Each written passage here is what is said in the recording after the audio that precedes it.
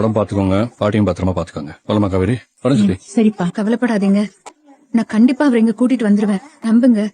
விஜய் இந்த வீட்டுக்கு எவ்வளவு தேவைன்னு எனக்கு நல்லா புரியும். நாங்க சீக்கிரமே இங்க வந்துருவோம் தாத்தா. வரேன். சரிம்மா. என்ன மாதிரியே தானே? பழம் சாப்பிடுறீங்களா மாப்ள? அப்ப வேணாம் அத்தை. நாட்டு பழம் தம்பி, உடம்புக்கு ரொம்ப நல்லது. இந்தாங்க சாப்பிடுங்க. இல்ல வேணாம் அத்தை. அம்மா, அவர் இந்த அன்வான்டட் திங்ஸ் எல்லாம் சாப்பிட மாட்டாருமா. என்கிட்ட கொடு, நான் சாப்பிடுறேன். ஏய், எனக்கு ஒண்ணு குடுடி. உனக்குலாம் கிடையாது.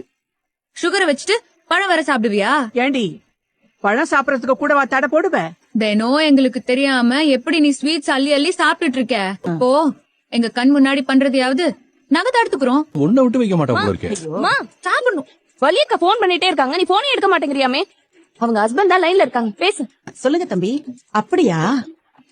சரி சரி, நான் வேணா பேசிட்டு சொல்லவா? நம்மளோட கங்காவும் யமுனாவும் அவங்களோட கொடைக்கானல் இருக்க வீட்டை எப்படியாவது வித்தரணும் அப்படின்னு பிளான் போட்டு அதுக்காக அவங்க அம்மாவை யூஸ் பண்ணிக்கிறாங்க. இன்னொரு பக்கம் இதெல்லாம் தெரியாத அவங்க யதார்த்தமாக வீட்டை யாரோ விலக்கி கேட்குறாங்க, நம்ம வித்தரலாமா அப்படின்னு காவேரிகிட்ட கேட்க, காவேரி அதெல்லாம் முடியாதுமா அப்படின்னு கோவப்படுறாங்க.